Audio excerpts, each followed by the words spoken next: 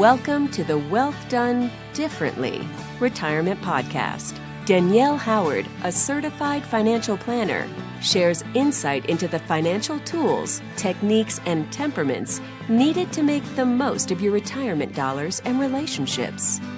Danielle bridges the gap between Wall Street and Main Street, bringing complex financial topics down to earth. Danielle will educate and inspire you as you define and refine your version of prosperity. Hello and welcome to the Wealth Done Differently Retirement Podcast with Danielle Howard, a certified financial planner. Today, I'm excited to introduce a 4-part series, and let's get Danielle in here to talk about it. Good morning, Danielle. Hello, Eric. How are you? I'm doing well, thank you. Good. Hey, Danielle, there is a noise in the background that's not normally there during these podcasts. What is that? That would be the Roaring Fork River at its fall-winter level. I've got the window open today because we've got a gorgeous blue sky day here in Basalt, Colorado, and it is warm in my office. I love having the river right outside my window because it reminds me every day of why I do what I do and guiding people with the flow of money through their lives. That's fantastic. It sounds great. How wide is that at that point by your office? Let's see, you could probably throw a rock across if you've got a better arm than I do. It's really low right now. So there's actually areas where you could walk across. Oh, but wow. If we spring runoff, it's going to get up there again. Oh, wow. Yeah, I bet. All right. So why don't you introduce the series to us and tell us what we're going to be covering over the next 4 podcasts? Over my course of 24 years in this business, I have wrestled with personally the mindsets around money. And we know that, sometimes having positive affirmations in our lives can really guide us and lead us in making some changes. So many years ago, I put together a financial affirmation sheet. And I've applied it in my own life, and I walked alongside clients and introduced it in various ways in capacity throughout the years. I thought it would be a great idea with the 4 weeks if we just took a look at each one of those financial affirmations in 4 different areas. How money comes into your life, how you share it, how you nurture and grow and protect it, and how you spend it. All right. And you have given me the 4 affirmations. Do you mind if I read them? I'd love for you to. All right. So the first one is, I will bring money into my life with integrity, dignity, competency, grace, and joy. I love that one. The second one is, I will share my financial resources with moxie and momentum. Number 3 is, I will nurture, grow, and protect my financial life with diligence, wisdom, and care. And then the last one is, I will spend my money within safe boundaries and joyful intentions. So I assume that we're going to be covering the very first one, which is, I will bring money into my life with integrity, dignity, competency, grace, and joy. Is that right? That's the one we're going to hit today. All right. Eric, have you ever thought about how the financial decisions about, looking at how you bring money into your life every day and how they impact your relationships, your health, your spiritual journey, possibly your financial sustainability, and how that changes and their impact over time as you enter into that fall season of life? I know it's still a little ways away for you, but there's change on the horizon. There is. And it's funny you say that because the older I get, the more I become a little more concerned about certain areas of that question and certain areas and less about other areas. I want to be able to do things with my money and do them wisely. I want to be able to bring it in with integrity, like the statement says. But at the same time, I want to be a little bit more careful now. I'm not quite in those later years, but I know that retirement's coming, and someday, whenever I'm allowed to, it'll come someday, and I want to make sure that I'm ready for that. So I've got to be a little bit more cautious, I think, these days than I was maybe 15, 20 years ago. Cautious and conscientious, and I think there needs to be an awareness of what our culture has kind of led us, the path that it has led us down, the financial services industry, our media, that we've created these mindsets around this season of life that's created a lot of guilt and shame that we don't have. I picture a particular financial services firm that one of their advertising plays a few years ago was lots of people carrying around their number underneath their arm. And it just made me nuts because I'm like, oh my gosh, people are just focused on their number, or that what you should do in this season of life. And I think in my course of working with clients over the past 23 years, and from being on my own financial money journey, that we need to look at it differently, and we need to capture these mindsets that haven't been serving us and that have really kind of put a bad taste around money in this fall season of life for many people. And we need to start redefining it. So I love the idea of looking at, what is a positive affirmation? And we've used them in different areas of our lives. What are some of your thoughts around how we've used maybe some financial effort, not financial, but just some affirmations in your life? Has that ever been a part of your day-to-day activity? Yeah, actually it is, Danielle. I've worked with a lot of clients over the years as a coach and as a consultant. And during that process, I use this quite often when we're doing goal settings or goal setting for them. And especially that first statement, like you have on every one of these affirmations that you brought today, and the ones we're going to be covering over the next 3 weeks, is the words "I will." And so whenever they had a goal, whether it was weight loss or getting to the gym, or if it was spending more time with their family, or if it was saving more money or doing more at work, I always had them write out their goals as "I will," and then whatever they wanted to accomplish, because it's a really powerful statement. And then the funny thing is that the other thing that I associate with positive affirmations is Stuart Smalley from Saturday Night Live, right? So, his statement was, "I'm good enough, I'm smart enough, and doggone it, people like me."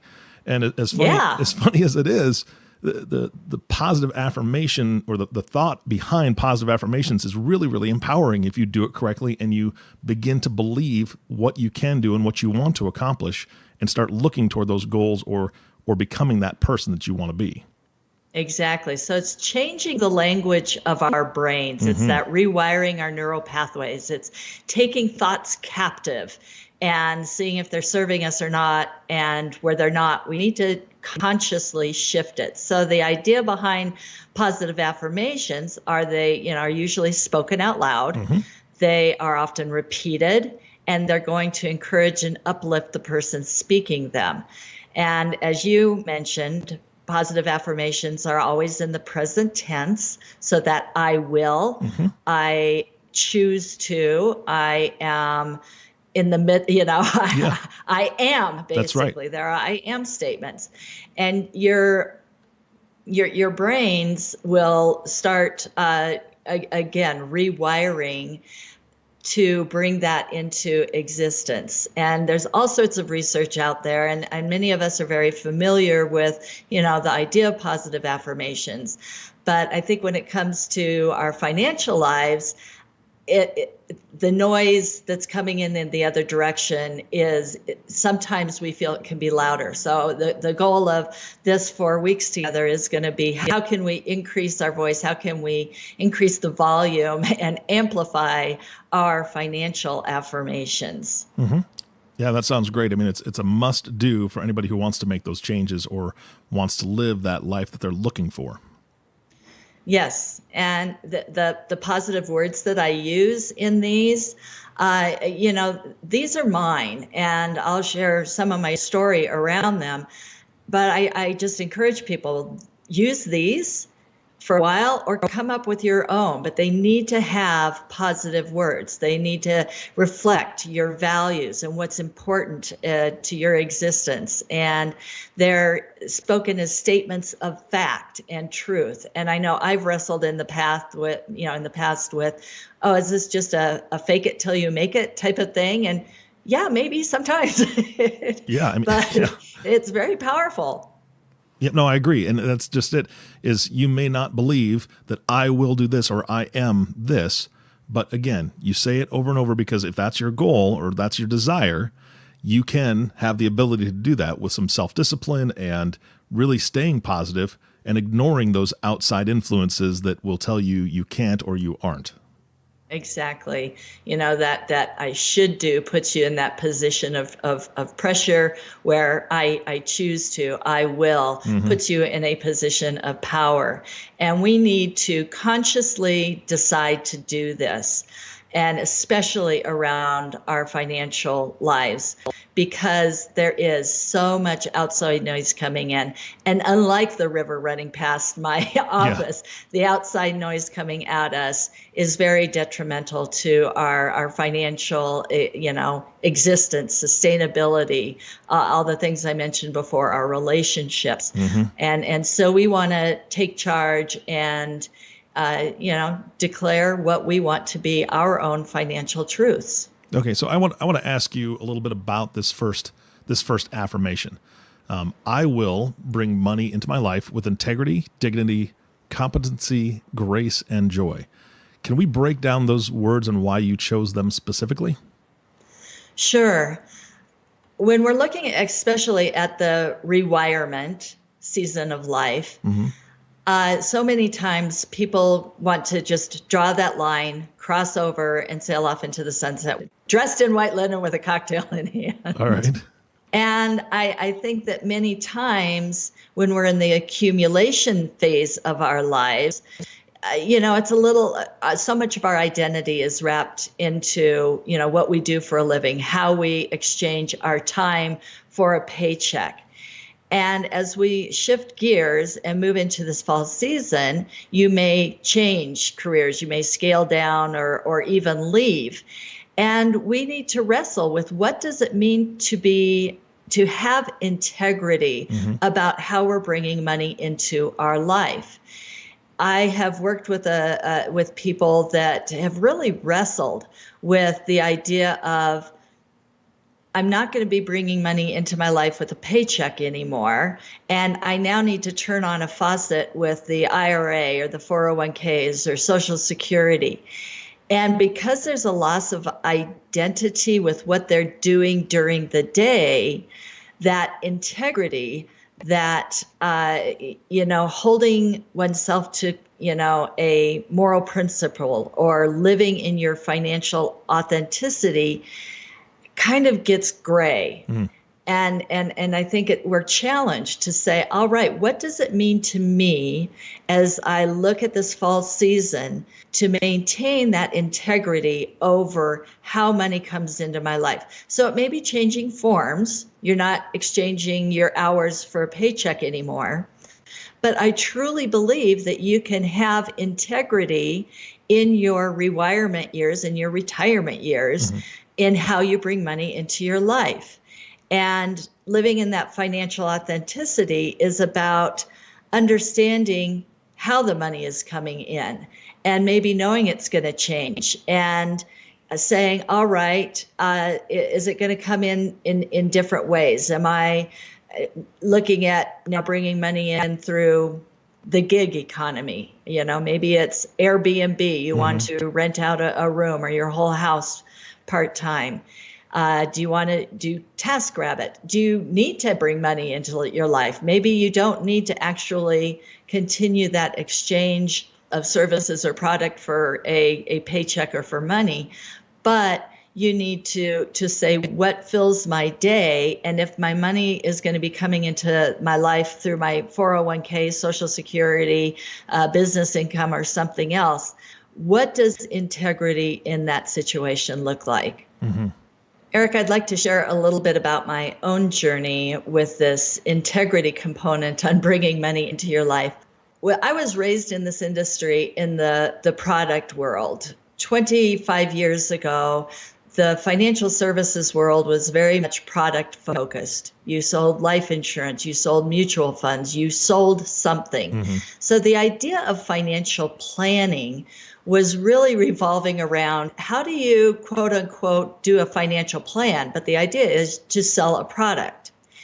And I really, coming into this industry, I learned a lot about different tools to use and different ideas around, what it means to have a healthy financial life. And I got to the point where I said, I can't sell product anymore as a way of bringing money into my life.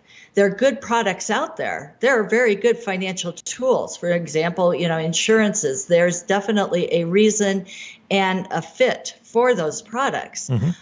But I had a crisis of my financial integrity and how money was coming into my life, in that I didn't want to just be a salesperson. I saw this idea of being a true, what we call fiduciary, to look out for what is in my client's best interest.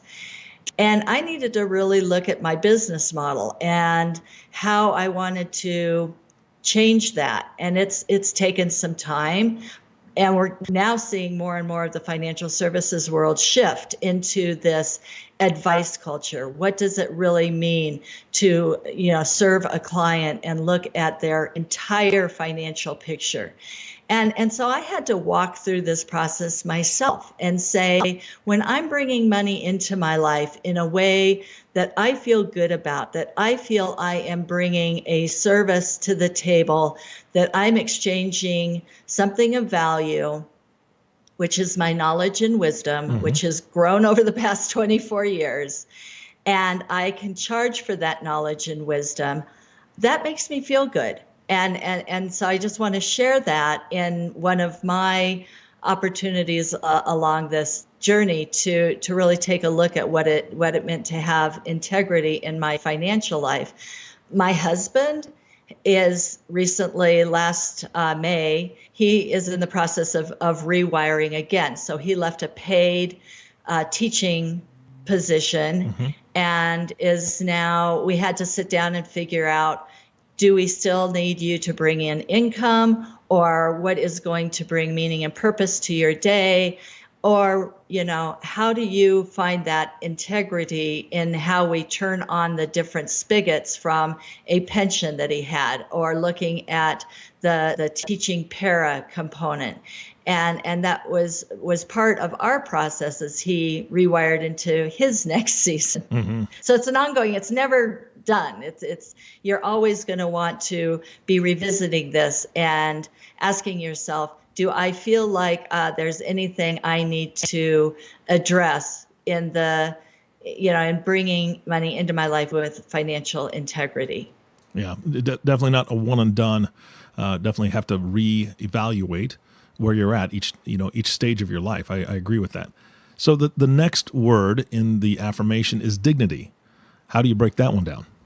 Well, dignity is that sense of self-respect, and this kind of overlaps into the integrity. But as many people shift into that second half, when you leave a career or a job that's given you a deep sense of purpose that was quantified by that paycheck, what are you going to do with your day? And really grasping with that, your self-worth is not your net worth. And it's not about how much you have in your 401k, your bank account, your home equity, or the money received from working. But you need to look at what brings that level of self-respect. And, I know people wrestle with, well, I'm no longer working and I'm not worth anything. We see that with a lot of men when they leave corporate culture, is where is my worth coming from? And I love the quote from Viktor Frankl. He shared, everyone has his own specific vocation or mission in life. Everyone must carry out a concrete assignment that demands fulfillment. Therein he cannot be replaced, nor can his life be repeated. Thus, everyone's tasks are unique as his opportunity to implement them. And this, it doesn't end at retirement. We all are here on this earth to fulfill a purpose. And I think that as we look at the dignity of bringing money into your life, It's not about the quantity. It's about how you feel about your day-to-day choices and what fills those days. Yeah, absolutely. Competency is an interesting one to me. I'm really interested to hear your perspective on bringing money into your life in the later years in a way that's competent. Our competency is about knowing what you have and how to use it wisely. It's knowing about what economic season we're in, about what kind of tax environment we're in. It's understanding what financial vehicles you've maybe put into place in years past. For example, a life insurance policy. You may have bought a life insurance policy 25 years ago, and to feel competent in how you're going to use that now that you've reached retirement. Is there cash value in it? Is there a way to take some of that cash value out in a tax efficient way? How does that impact the policy? It is taking a look at, what kind of an economic climate are we in, given that we just had some tax law changes, and we've got are we in a growth environment? Are we looking at a recessionary season or a winter season down the road? How would that impact our cash flow needs? It's about understanding the best way to take Social Security. So this is really where, in my mind, this is where a lot of the rubber hits the road in how you bring financial resources into your life in a way that is going to create sustainability, where it's going to help you address and undergird the opportunities and challenges in looking at your lifestyle. What kind of a lifestyle? How much of do you need for your lifestyle? Longevity. How long are you going to live? Crystal ball is broken in my world. I don't know. Yeah. Liquidity. What do you need for short-term versus long-term needs? What are you trying to create for way down the road with your legacy? So all of the decisions you make around how you bring money into your life need to be made in really with competent decisions. Now, I get that the majority of people out there, this is not their wheelhouse. So I think a big part of feeling competent and claiming competency in your financial life is getting your team together. And whether that is looking at what type of a financial advisor is going to serve you. Is it somebody who's just helping you with your investments, or is it somebody who is giving you advice on your very broad-based financial life?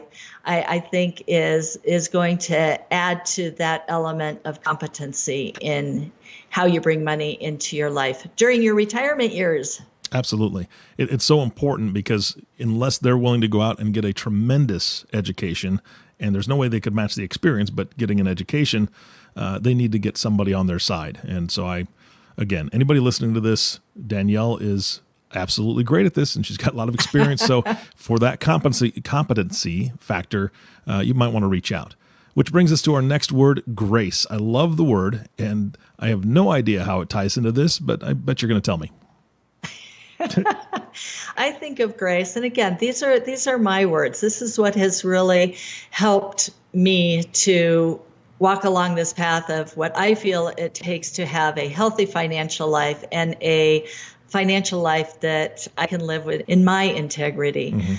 I like to think of bringing money into your life with grace, as part of that is with just total gratitude. Knowing, to know that every day we are grateful that we have money to make choices over. That shifts something right there. If I can say I am grateful that I can write a check and pay a bill, and I connect with my mindfulness, I can acknowledge that, yes, I have enough in the checkbook to pay the bills. I may need to make some tough decisions. I may need to manage things a little bit differently. But if we come about it from that attitude of gratitude, I think that leads into the next component of grace, is that elegance or refinement or an attractive way of behaving. Yeah, absolutely. And I look at, okay, if I have money coming into my life with grace, I'm grateful for it, and I'm going to have it look good as I make my decisions about what I want to do with it next. So that attractive manner of behaving, the decisions I'm going to make, I might make better decisions if I am grateful about how money is coming in. I have worked with a lot of people over time who have either received inheritance or possibly a death benefit proceed, and they feel guilty or ashamed or unworthy and even entitled. And this is not being gracious about how this money is coming into you. And I think, again, we need to capture those thoughts, those feelings, and maybe take a look at them. Where's that coming from? Why do I feel guilty? Why do I feel ashamed or unworthy? Maybe even, wow, am I feeling a little entitled around, this money and how it's coming in? Take a look. Is that serving you? And is it helping you to make decisions in an attractive way, in an elegant way? And if not, maybe it's something you want to take a look at and start, again, an affirmation that is going to claim a different space for that for you. I agree 100%. It's great that you equated grace with, or being gracious in that. I know that we all probably know somebody who has worked really hard their entire life, and they deserve their retirement. They deserve it because they work so hard. And yes, you work hard, you do deserve it. However, to act like you deserve it or entitled, I'm entitled to this and I get what I want, it's just a completely different attitude. And I think that flows right into the last word. If you have that attitude, you really lack some joy, in my opinion. So what else do you want to unpack about joy in this affirmation? Well, we all want to be joyful. This, to me, is kind of the candy coating affirmation. I want to bring money into my life with joy. When we're grateful and joyful about money coming into our lives, I work really hard to live a joy-filled life in all areas of my life, and I know that it isn't based on circumstances. For example, if this podcast flops, and my e-course doesn't fly, I still maintain a joyful attitude, knowing that what I did in all of this, and being creative, in working with this amazing team, that it's aligned with my heart and my desire to help people. Yeah. My husband, Mark, and I have had struggles over our 26 years of marriage. And I remember way back saying, boy, I hope that we can share this journey about how we got through this to encourage others, because life is hard and we need to look beyond ourselves to how can we walk alongside others. And that's where true joy is. And so when it comes to our financial resources and how they're coming into our life, if we have all those other pieces in place, the integrity, the dignity, the competency, the grace, the elegance, the manner of behaving, being grateful for what we have, we're going to have a little bit of joy. And whether we're working, and having fun at what we do, or whether we're, volunteering somewhere or spending our day on the golf course, what does it take to look at having a joy-filled life? Danielle, I believe that everyone's true goal would be to live a life with joy, and to live a life that reflects that joy, not only in their own life, but to others. And I think that one thing that's going to be coming out of this podcast series, these next few podcasts, is the fact that we all have our own stories. And if we were to put all our stories into one basket and help everybody explore those, they would see they're not alone. The struggles that they've had, whether it's debt, whether it's bad decisions, whether it's really good decisions, and then something gets thrown into the works, everybody has those stories. I think that if we were to share those with each other, people would understand that they're not alone, and they have resources out there. There are people that understand where they're at and where they want to be and can help them get there. And you alluded to your journey with Mark. I'm hoping over these next 3 podcasts that you can dive into that a little bit more and share with us the road that you were on and where it took you, and then where you made that decision to take the road that you wanted to take to the point you're at now. Is that okay with you? I call it the road less traveled. I stole that from somebody else, but yes, I'd be honored to do that because you're right on, Eric. I think we do need to create that culture of financial vulnerability and that undergirding that nobody out there is alone and that we have the opportunity to do our dollars differently in this new season of life. Absolutely. What do you have for closing thoughts for us today?